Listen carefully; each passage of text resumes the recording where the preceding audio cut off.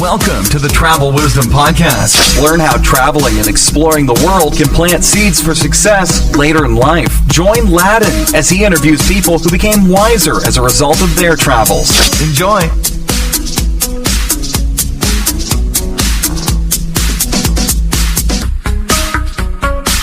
Hey guys, welcome to the Travel Wisdom Podcast, where we talk to interesting people.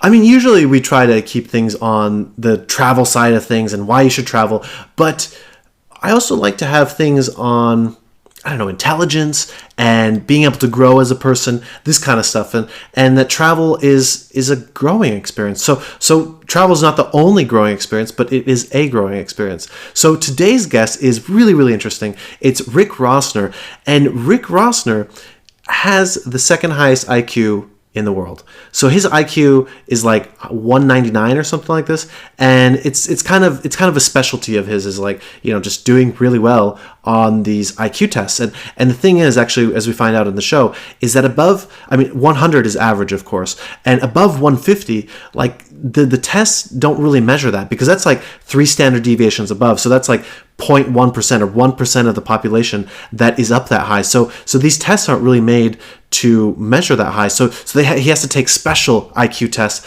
to be able to measure above 150. So between the 150 and 190 range, something like this.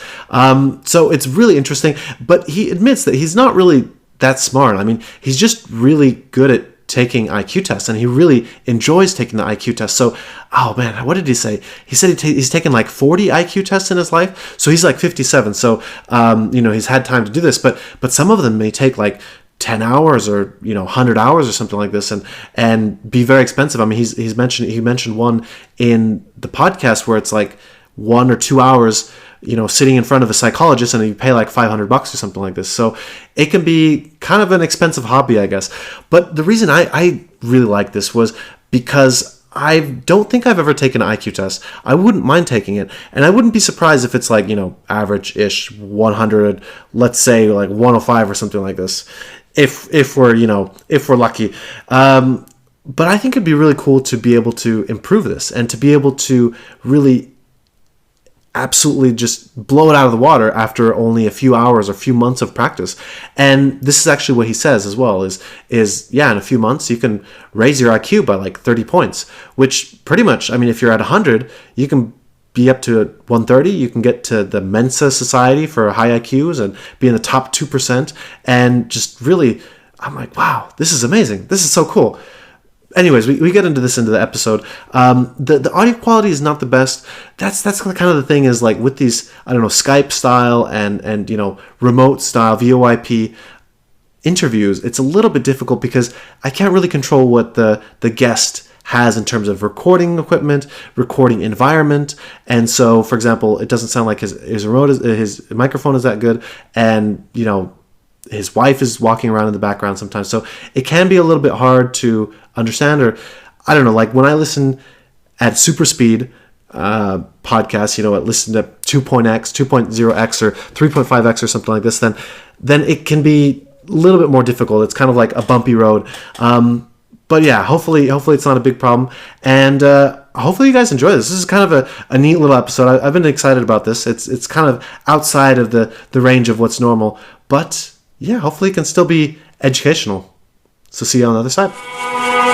Want to know more about travel, languages, living abroad, money, and life hacking? You've come to the right place. This is the Travel Wisdom Podcast. Let's clarify to start that there's a difference between IQ. I've got a claim to have the second highest IQ in the world, and intelligence. It's really hard to pin down intelligence. And if you go off my accomplishments, I'm certainly not the second. I'm certainly not. I'm not Bill Gates. I'm not anybody who's actually done anything. Except I've taken a bunch of IQ tests and scored really well on almost all of them. Yeah, but that's pretty cool. I mean, how did you find out about this? I mean, well, and I guess let's do the elephant in the room. Let's look at the elephant in the room.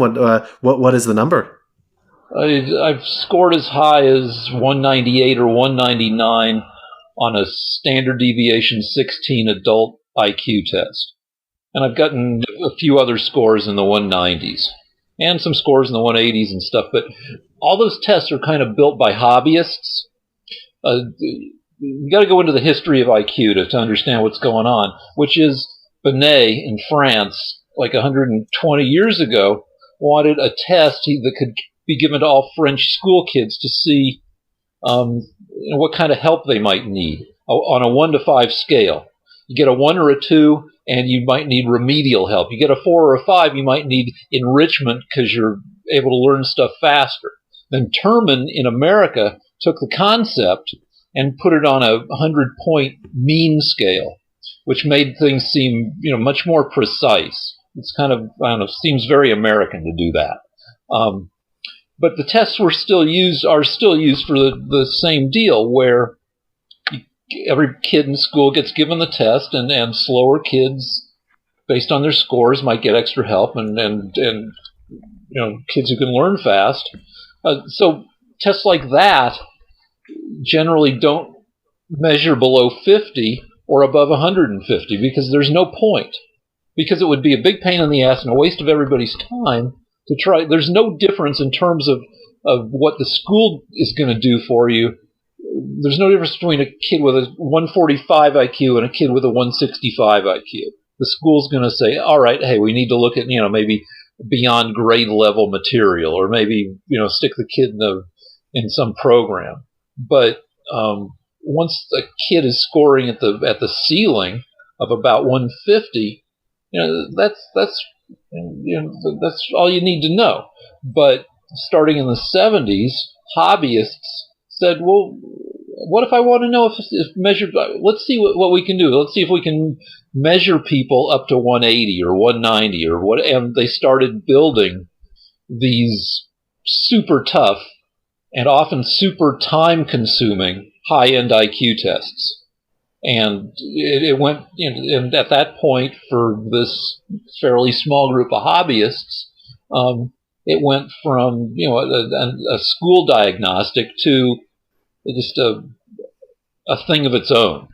The whole thing is a little bit unofficial. I mean, some tests have a long history of being taken by a bunch of people and being normed fairly well. But the trouble with those tests is that like the mega test, which was created in the 80s and has been taken by at least 4,000 people. But you can find most of the answers online if you search hard enough. So the mega test can't be used anymore because it's been contaminated by all the answers having gotten out. And then most other tests, high-end tests, haven't been taken by more than, at the high end, maybe 800 or 1,000 people. So, and most of them probably have been taken by fewer than 100 people. So the whole thing is, it reminds me a little bit of the World's Strongest Man competition, where it's kind of a real niche event. And, there are, some guys named Magnus, for instance, who have trained to pick up, rocks that are 2 feet in diameter, or tow a semi-truck, or, flip over 10-foot truck tires. It's a little bit of a specialized sport that not that many people participate in. So I guess the same way that the person might be specialized at flipping over truck tires and not really maybe be good at chopping wood, then you've kind of done the same thing with the IQ test and taken it to an extreme and really just gone nuts with it and really been successful at it, I guess, too. Huh? Yeah. Why is that, would you say? Well, for one thing, I was a writer for a late night show for 12 years. And when you're around a bunch of funny, kind of lunatic people, there's a lot of ball busting that goes on. And I maybe got my balls busted more than average because I'm not an alpha male. I'm like an alpha minus male, where I can lead if I have to, but if you put me in a room full of alpha people, I will kind of gravitate towards. I'll get more shit than I give out, and sometimes it's a demanding job,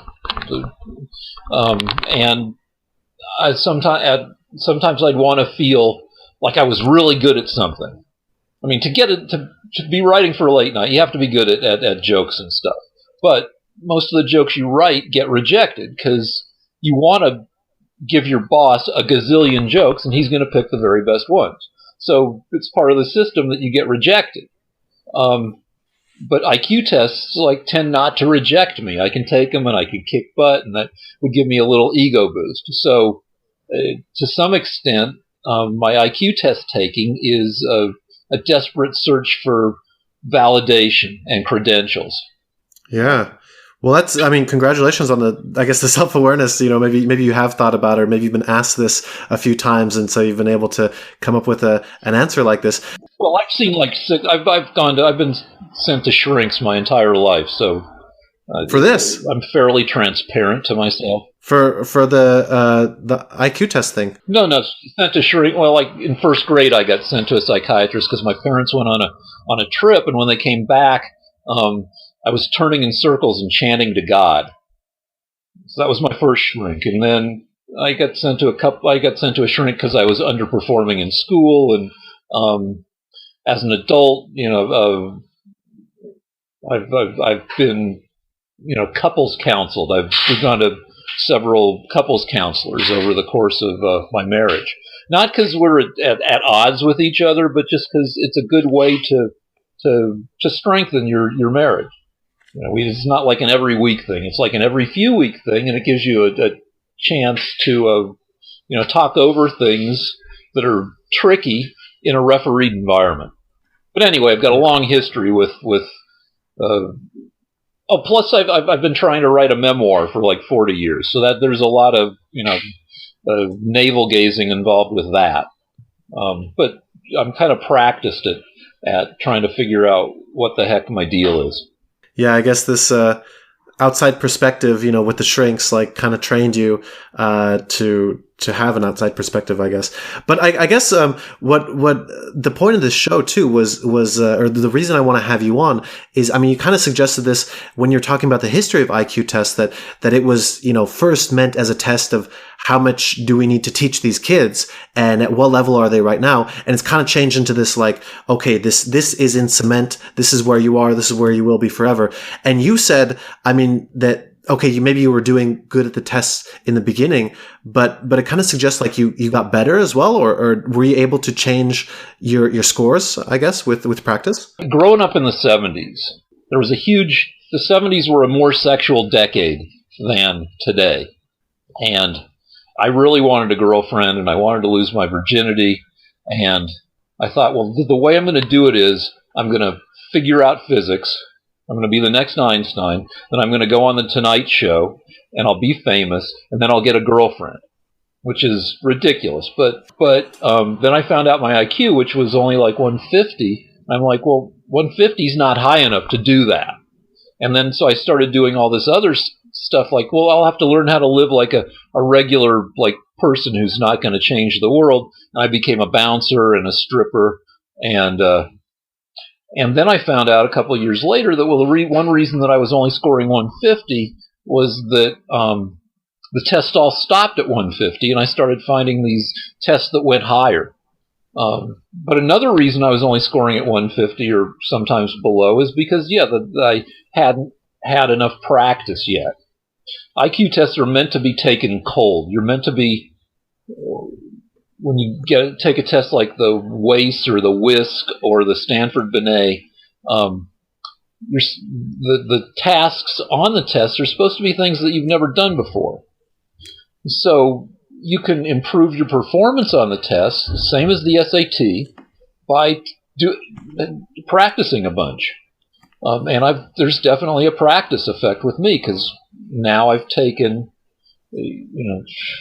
close to 40 tests, so it's really hard to throw a type of problem at me that I haven't seen before. Then it gets really messy as to whether getting better at the tasks has anything to do with becoming more intelligent. And it's an easy argument to make that it doesn't, that you're just doing IQ push-ups, so you're better at IQ tests.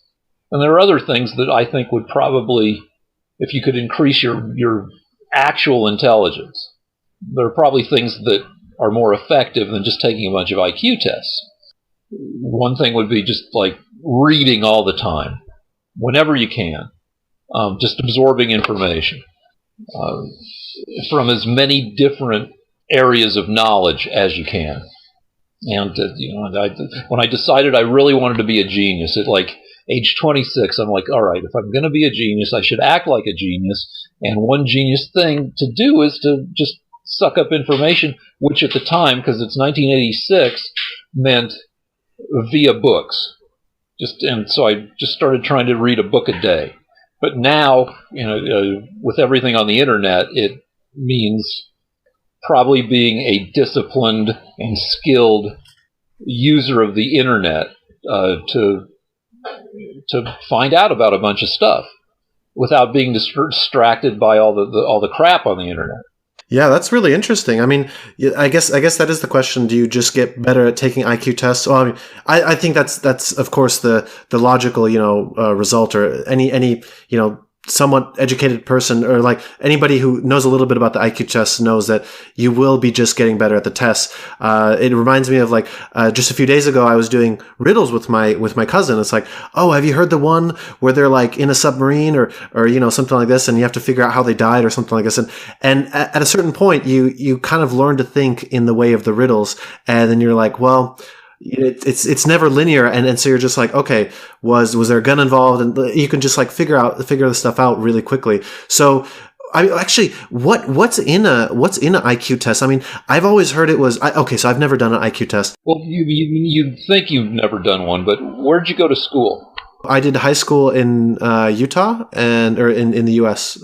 Okay, so if you went to school in the U.S., at some point you were probably given a test that could be with a score that could be translated into an IQ.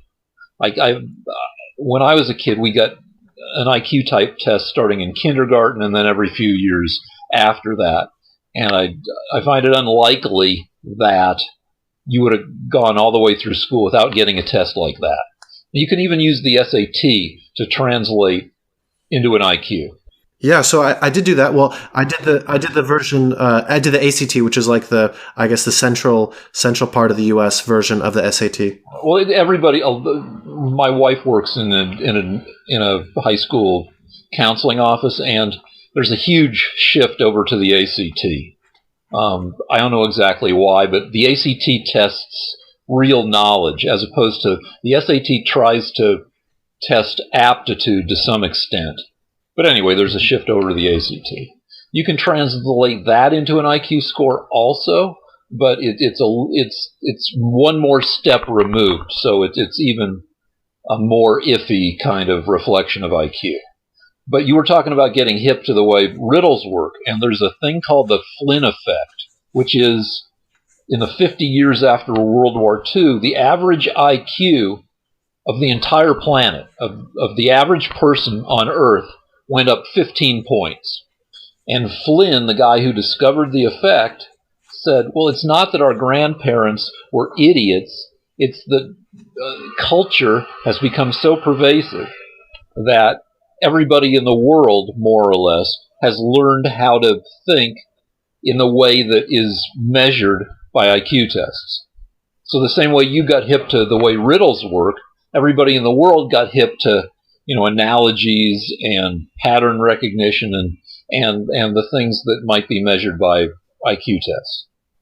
Yeah, exactly. That's really cool that you bring that up. I was actually going to ask about that too, like what you think about that. So you think it's kind of just like people give maybe like a ready-made solution to some of these problems. So when you see it, instead of having to like process it and think through it, you can just use that ready-made solution and just plug it in, something like that. Not exactly.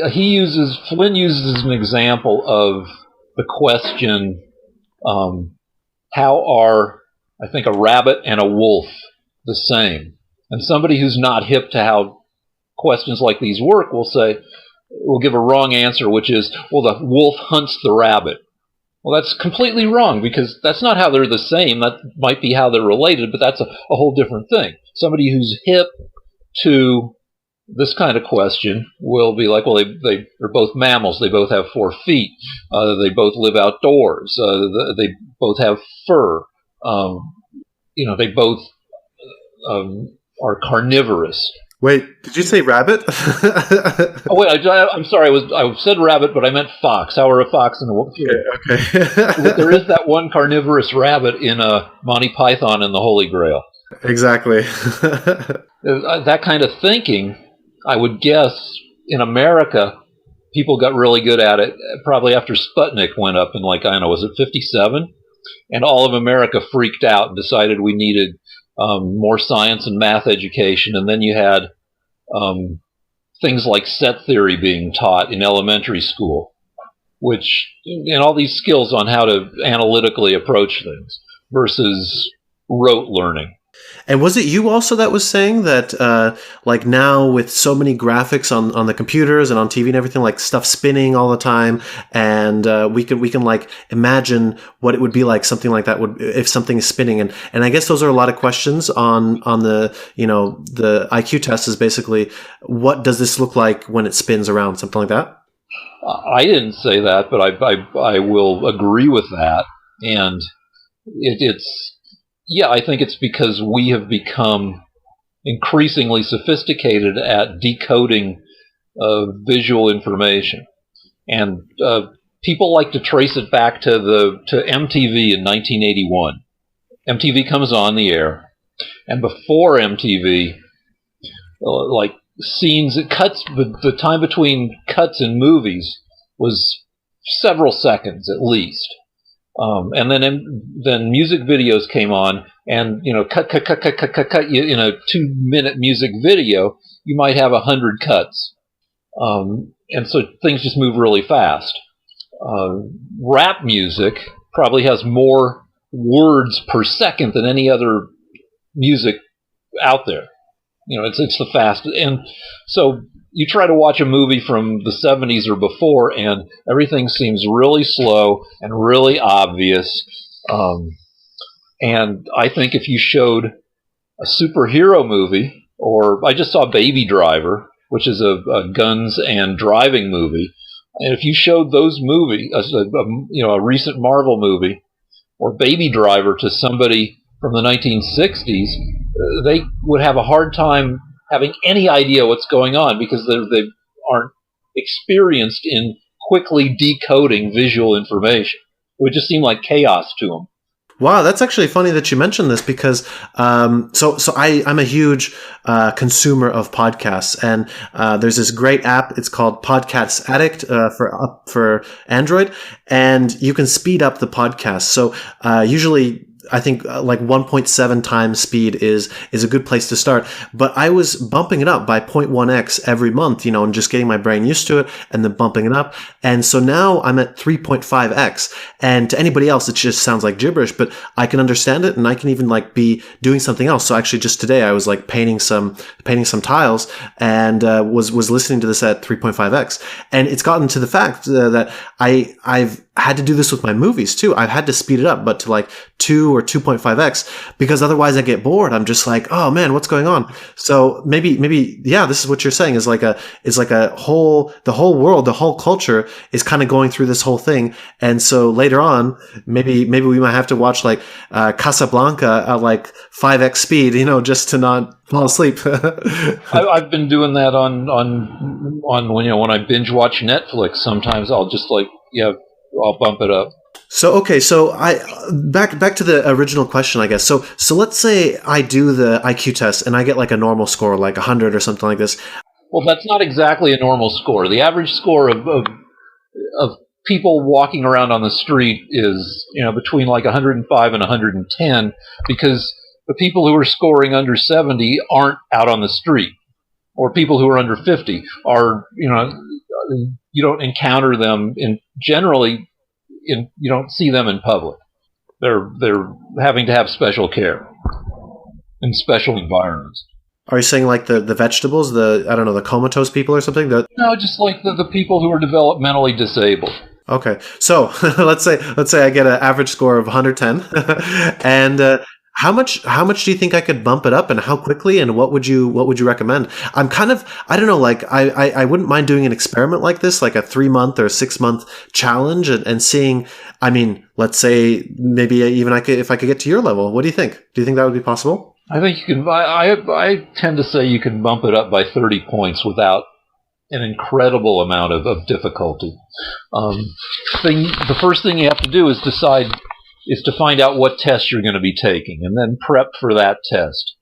The Stanford Binet and the WACE and the WISC all have between 8 and 20 like subscores, tasks that you're tested on. Like there's the test where they give you blocks that have different sides colored, either red or white, or diagonally split between red and white.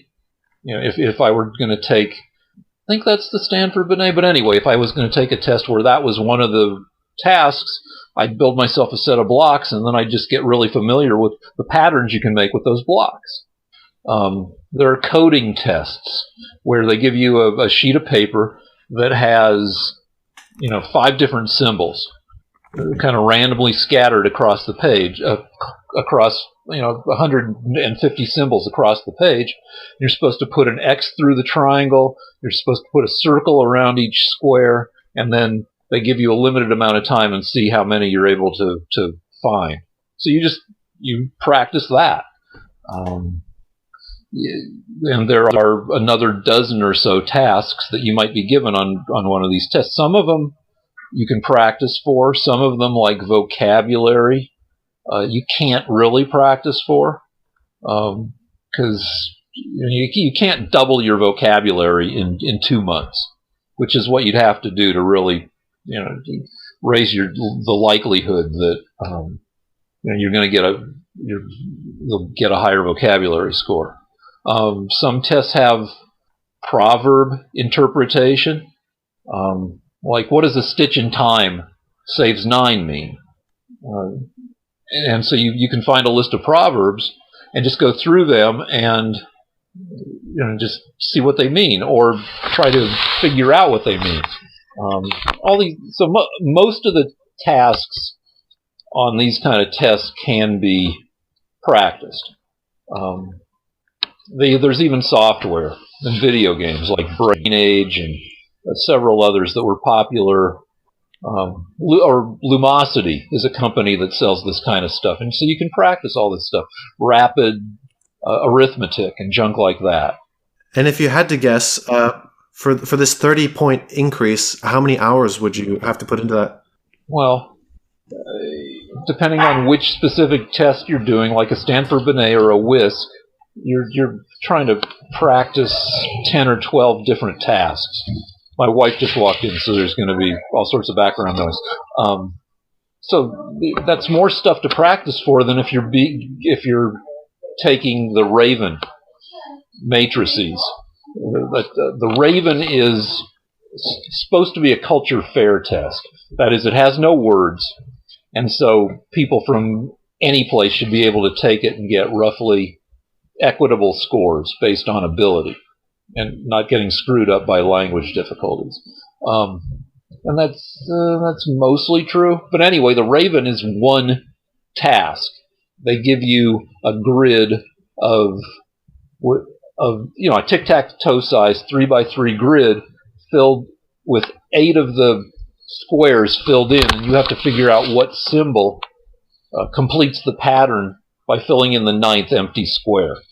You can practice this online. You can find probably hundreds of sample items for the Raven. If you're being given the Raven, you can get much better at it within hours because it's one task. You can go online, see dozens and dozens of practice items, and you can get an idea of what kind of patterns there might be. It goes, that if in every row there's a pattern of 2 crosshatches, then 1 crosshatch, then 3 crosshatches somewhere among the 3 symbols, or a clock that the hands are moving forward 15 minutes at a time as you move across the field of squares. you get there are only so many. There aren't that many different types of patterns like that get tested on most Raven items. Of course, towards the end, when things get really tough, then that will, the patterns will get. There may be 3 or 4 things going on at once, and you have to try to unscramble those. And anyway, you can get good at the Raven within hours. Something like a test where like the Stanford Binet, where you would sit down with a psychometrician, a psychologist who's licensed to administer the test, and they would spend an hour or so with you, giving you all these subtests. It would take, you'd probably want to put in at least 2 hours per task total over a few weeks, and probably more than that. But you'd have to. It prompts the question, why are you wanting to, except as a personal challenge, why would you want to put yourself through that kind of deal where you're sitting down with a licensed psychologist and you're paying him or her $500 to be given the test? It's a lot of hassle. Yeah, well, that is interesting. I mean, I don't know, like for me, okay, so $500 is kind of a lot for me right now, but just somehow this challenge, and I kind of would want to go, first one, have it be as low as possible, and then have the biggest amount of change, because, if you're saying, if this is true, that a 30-point difference is possible very quickly in a matter of a few months, then that's huge, because I was looking at, so Mensa is like the high IQ society, the top 2% of the world, top 2% of intelligence, and this is at 130. 2 standard deviations. Yeah, so yeah, you go 2 standard deviations, and you can pretty much get into the top 2%, or you can get into Mensa with this, that's pretty cool. That's pretty exciting. I mean, it's useless, but it's cool at the same time. It's useless. You don't want to, if you're a guy, you do not want to join Mensa to meet girls. But there are a zillion practice tests, IQ type tests available online. But it's kind of a swamp. Some tests are kind of slutty. They're really quick. They're kind of easy. They'll give you a high score, and then they'll say, for your full score report, send us $10. And they're designed to make you feel good, and then they try to sell you something. Yeah, I did one of these online too, and it was really short, 10 minutes or something like this, and then it said like, oh, you got 170 or something like this, and my friend was watching me, and he's like, I saw you get some of those wrong, so that's not true, but I think it's meant to have you share it, or for ads, or I don't know, something like this. So that's why, I guess that's kind of the reason I'm interested in this, and I'm kind of curious about my number, but at the same time, I don't know. I don't like. How do you think it affected you, knowing the number, but maybe at a time when you thought it was like a fixed thing versus like, oh, you can change it by 30 points whenever you want? Well, the major thing is, that when I found out my IQ was only 150, what I did in my senior year of high school, I was kind of freaking out because it was time to go to college, and I'm like, how can I go to college, especially a selective college, if I can't get a girlfriend in high school? I'm going to go to college, a fancy college where, everybody went to a prep school, and there might be some members of the Kennedy family there, and I'm going to be even more of and everybody at that college is going to be the smartest person in their class, kind of the way in their high school class, kind of the way I was, and I'm not going to be anything special. I'll be even more loserish, and I'll be lonely, and I'll be bummed out, and I'm going to flunk out. So I was freaking out in the middle of my senior year. I'm like, and I requested my permanent record. It used to be that if you screwed up in school, somebody would tell you, that's going in your permanent record, the file that goes with you from school to school to school. And in 1977, beginning of my senior year, some law was passed that you could request the contents of your permanent file. So I did, just to check out, how I was.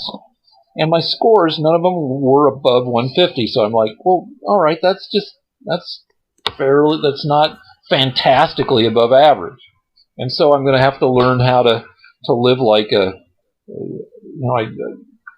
a meat person. I got meat jobs where your body is important. I started lifting weights. Right, I'd already been lifting weights for a while, but I really got into it seriously, and eventually did like ridiculous, physically oriented work, like dancing naked in bars and bouncing bars, and so I mean that's a huge. That's a bunch of ridiculous. That's me doing a bunch of ridiculous stuff based on what I thought about my IQ. Yeah, lots of crazy stuff to get laid, and you're married now, so presumably that's happened. Yeah. Oh man, wow, that's crazy. That's really unbelievable, and I mean, but that is kind of interesting because we usually think of really smart people as, being eggheads and like not knowing, their way around a body. They like fall down if they try to kick a ball. Oh, I'll still do that. I'm still in pretty good shape, and the reason is I'm terrible at sports. Doing sports is where you get injured, and since I could never really participate in sports because I'm just a spaz, and my knees are okay, my shoulders are okay. I look athletic, but if you serve a ball at me, it'll probably bounce off my hands and into my face. That sounds like me. Cool. Well, this is really exciting. So this is a travel podcast, and I was I wanted to have this be like a growth mindset, kind of podcast, and you can do anything you put your mind to, even stuff that people, traditionally thought that is fixed, but you can in fact change it. So thank you for, I guess, confirming that. But yeah, I want to ask about travel as well. So the point of this show is that traveling speeds up the wisdom that you accumulate, that travel can be more than a vacation, but a learning experience. What do you think about this? Yeah, I agree with that. I myself am not the best traveler, but my kid is a great traveler. She did junior year abroad in Europe, and she just went all over the place. And she hit all the major museums across Europe. And you don't just have to go to museums, but I mean, I don't know if I have anything profound to say about going all over the place, but last year we went to Amsterdam, and I was just shocked at how so many houses in Amsterdam, because they're 400 years old, are like 5 degrees off vertical. If you don't go to Amsterdam, it would be unlikely that you would know that Amsterdam is a city of tilty, sunken houses. I come from an era I think now a lot of people do their hooking up via the internet and social media and apps. But when I was growing up, being a teenager in the 70s and then a guy hanging out in bars in the 80s, we didn't have any of that. And so going to bars was, the way you might meet somebody. And if I had to do it all over again, and if I weren't terrified of flying, I would probably try to see a bunch of the world, at least a bunch of the world's bars, when I was in my 20s in the 80s. And when we were in Amsterdam, we walked through a lot of the bar districts, and filled with the kind of bros and girl bros that I aspired to be in my 20s. And part of learning about the world is being rejected by girls in a number of different countries. Yeah, I guess, yeah, you need it from all sides.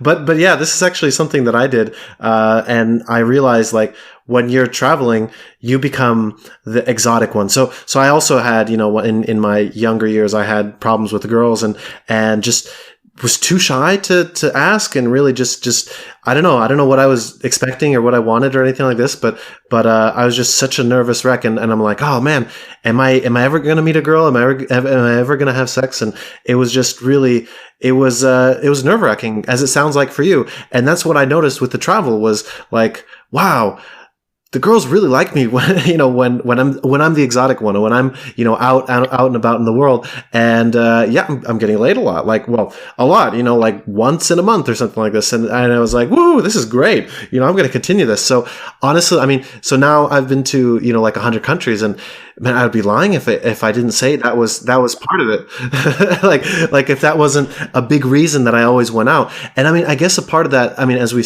were talking about, and as my audience knows, is I have roots in Slovakia, so I guess I saw the other side, and the other types of girls, and so I guess American girls never really did it for me, especially when I moved later on in Utah. It was completely like, it was not a female at all. It was just kind of like there, but it wasn't attractive to me at all. So yeah, I mean, I don't know. It's kind of like to go out into the world, was to meet real girls and, like attractive girls, and, also that were attracted to me. But yeah, I don't know. I guess I never had thought about. I wonder if I would be in the same situation as you, or if I would be doing this. If I would have been doing the same thing as you, like being a male stripper, being a bouncer, getting high IQ tests, in order to attract girls, pretty much. Because that seems what this is all kind of fueled by, right? A lot of it, yeah. And I don't know, traveling to different places. Not that I've traveled extensively, but now that I'm an old guy, I've met a bunch of people from a bunch of different places, and people in different parts of the world have their dials are set differently on things, like in various areas of life. For instance, people in LA, or people in the parts of LA that I'm familiar with, where I've worked in bars, which aren't the very toughest parts of LA. We're just like, in the valley, and a place that was off of Sunset. Like, guys in LA don't fight. They don't punch each other in the face generally. There's some slap fighting. There's some hold me back fighting, where you lunge at the guy you want to fight until your friends hold you back. But there's not much real fighting, because nobody wants to mess up their teeth or their face, because they're here to try to be actors. Nobody wants to be sued. But in Boston, certain parts of Boston, getting in fights is a recreational activity, where you go out and you hit on some girls on the weekend, and if you don't get lucky with a girl, at least you can get in a fist fight with somebody. And so people do. And I think on the East Coast, the big East Coast cities, at least during when I was younger, I would think that people were freer sexually. Like, life was a little cheaper on the East Coast. And then you get to Boulder, and everything's got a spiritual component, and people didn't want to hook up unless it meant something cosmically. And then in LA, hooking up, there's a vocational, or a job. There's, if everybody's thinking about their position in the entertainment industry, then there's a certain kind of, how will sleeping with this person help me aspect to some hooking up. So every part of the world has different values attached to different areas of life. I mean, I haven't really seen that difference within the U.S., but definitely it seemed like in different countries it was like different, I guess, sexual culture, and the women acted in different ways. I mean, well, try to take a girl home in Saudi Arabia. See how easy that's going to be, right? Okay, so the second part of this question, first part is traveling good. Second one is a little bit more difficult. Is basically the average amount of debt after a student graduates from college in the U.S. is like $30,000, and let's say you take that $30,000 and instead go travel the world. Which one do you think would be a better option? Well, it's tough right now, because the U.S. right now is dominated politically by schmucks and yahoos. Because of gerrymandering and some other things, dumb people, on average, are overrepresented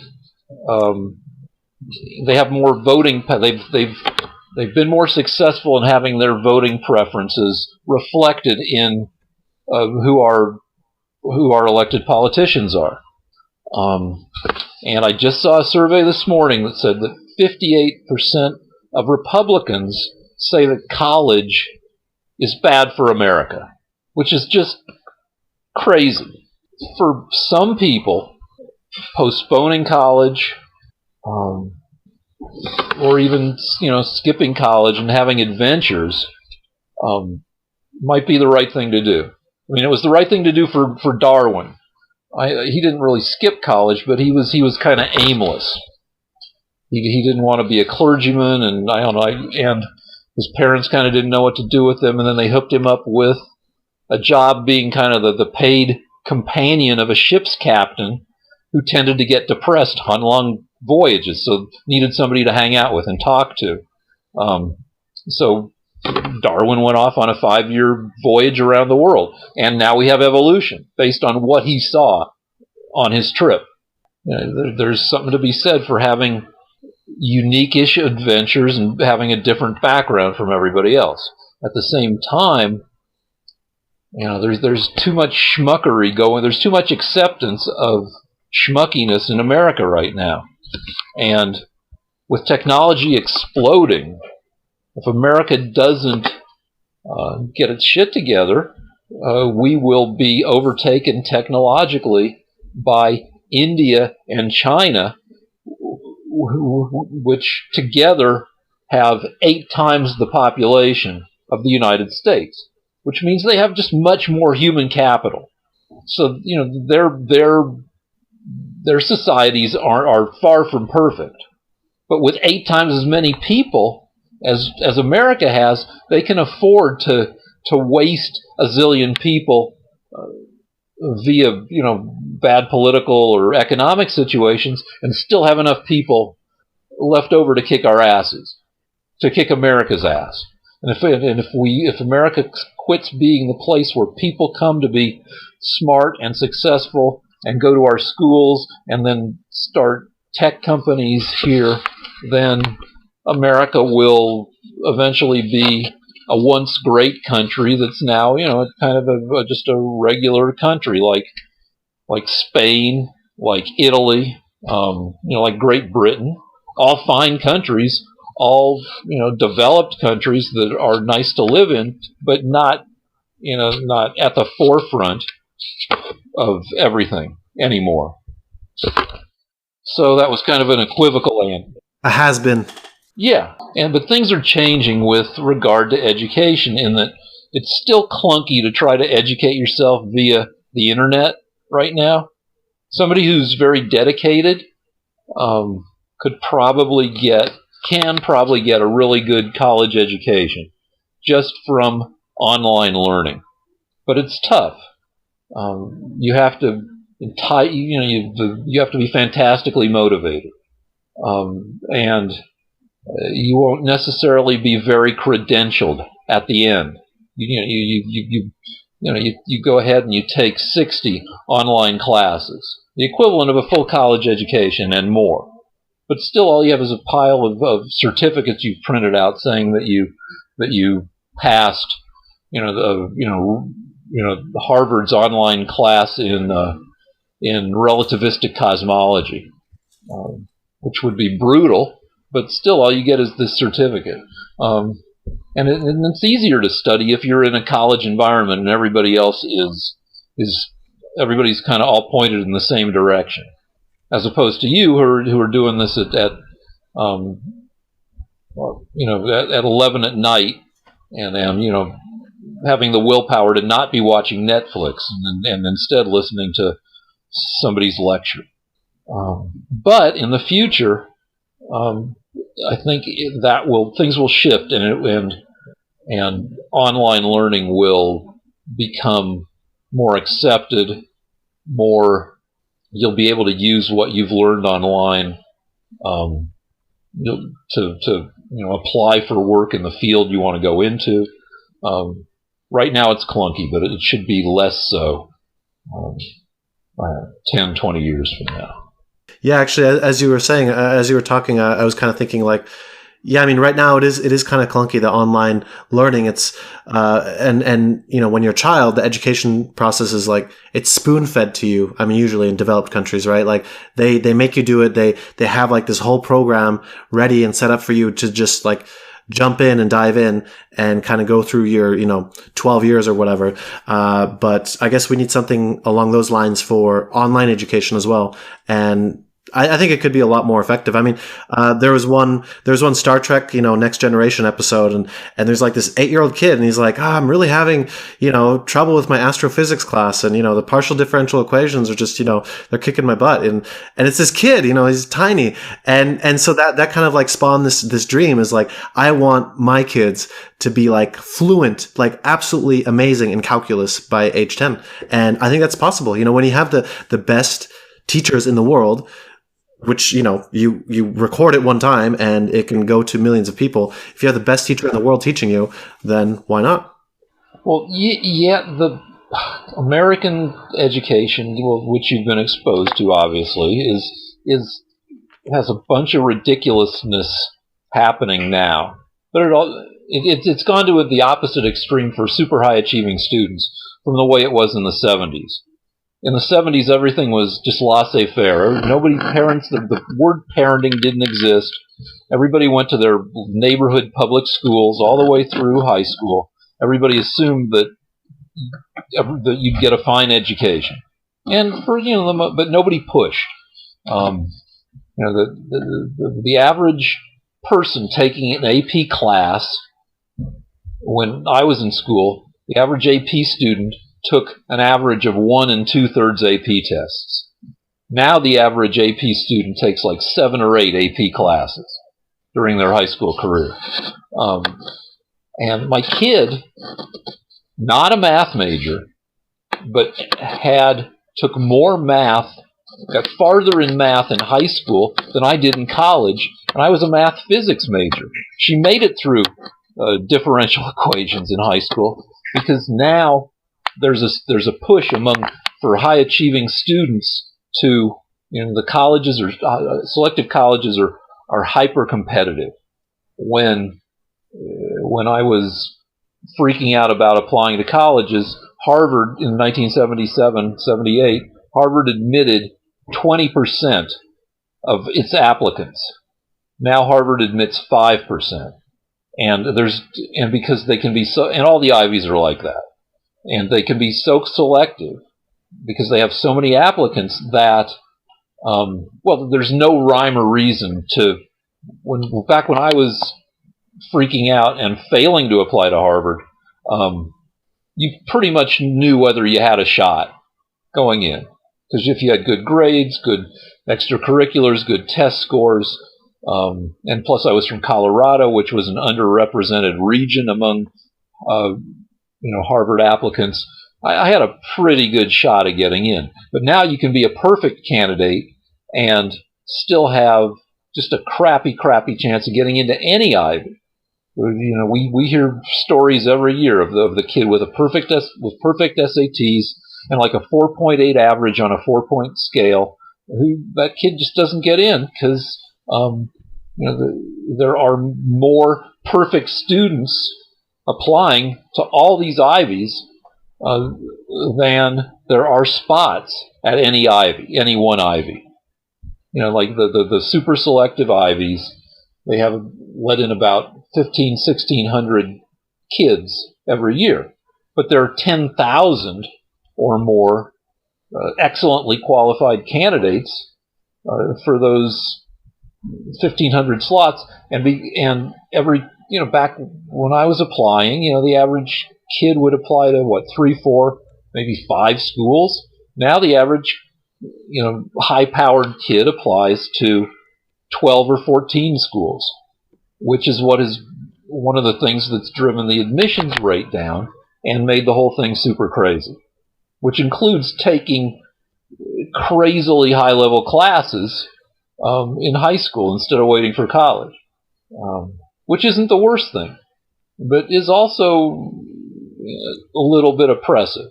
So this idea of the 10-year-old who does calculus, you don't really like that, or what do you think? No, I'm okay with that, depending on everything else. I mean, depends on how psycho the parents are.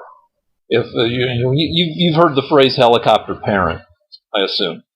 Okay, so if the kid likes calculus and math and wants to do it, and isn't being driven to do it by some combination of psycho parents plus enabling professionals, then yeah, let the kid pursue it. Though I would tell the kid, why calculus? Why don't you take like probability and statistics, which I think is awesome. I like combinatorial stuff more than I like calculus.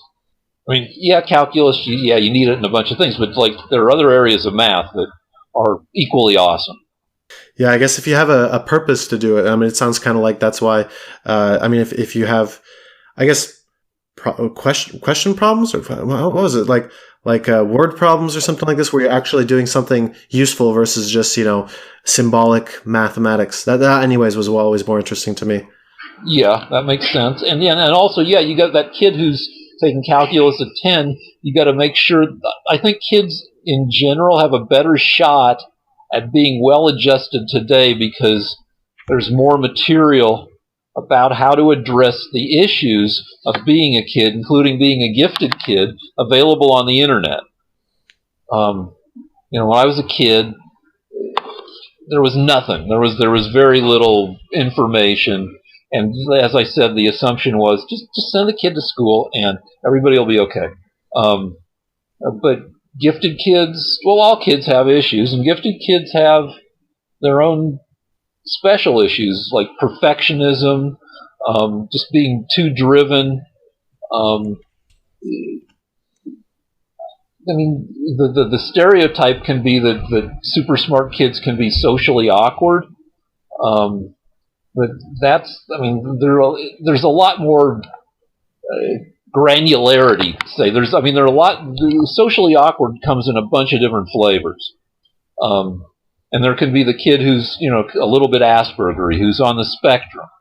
But then there's also the kid who just spends all of his or her time around adults, being homeschooled or whatever, and so is perfectly delightful around adults, but that kid has never been around other kids, and so that kid might be a little bit fucked when that kid has to go to school with other kids. But all these issues are addressable with concerned, reasonable people around the kid to make sure that the kid who's learning calculus is not also the kid who gets punched by other kids because he doesn't know how to be around other kids. I don't know. I mean, I think bullying is a little better now. I mean, back when I was growing up, there was a certain sense everybody got bullied, and there was a sense that, well, yeah, it just toughens you up. There's more awareness of bullying, and so maybe the kid who knows calculus won't be punched by other kids. Maybe he'll be cyber punched via crappy comments on the internet. But still. Okay, Rick, this has been a pleasant conversation. Thank you so much. Is there anything that you want to cover, or maybe your contact information? If you want to see me tweet stupid stuff, you can go to @dumbassgenius, all one word, on Twitter. That's mostly where I am. I have a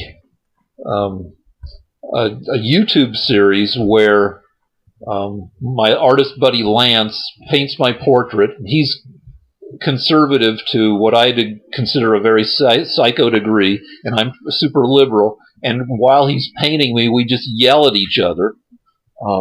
So you can see fine art being formed while people just scream at each other. And that is at Lance versus Rick on YouTube, or you can just go to my YouTube channel, Rick Rosner. And you can also see how, even though I might have super high IQ scores, Lance kicks my ass in debate. Lance is very practiced at debating, and I am kind of slow talking. I'm verbally slow. I have to gather my thoughts, which makes me seem kind of stupid because I don't have radio smarts. People who have been on the radio for years can form their thoughts and keep spitting them out with no dead air. But if you want to see a lot of like semi-dead air, go watch me try to argue with Lance.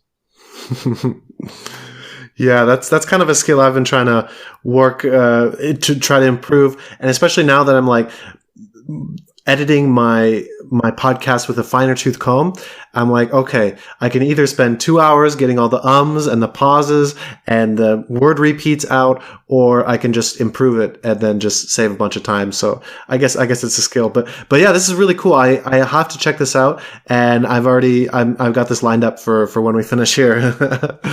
All right. Well, thank you. I mean, and it's always weird when you get thanked for being on the podcast, and then the response is thank you. But anyway, thank you anyway. And I had a good time. Want to know more about travel, languages, living abroad, money, and life hacking? You've come to the right place. This is the Travel Wisdom Podcast. Hey guys, hopefully you enjoyed it. Yeah, the audio quality wasn't that great, but I thought it was really cool, and I really like this idea of being able to improve, the IQ and basically how intelligent people think you are. I mean, it's kind of, I don't know, on the one hand, I don't know what to think. It's like, it's bullshit. It's proven to not, it was designed to be improved. It was designed to not be like fixed in stone. But somehow we think it's fixed in stone.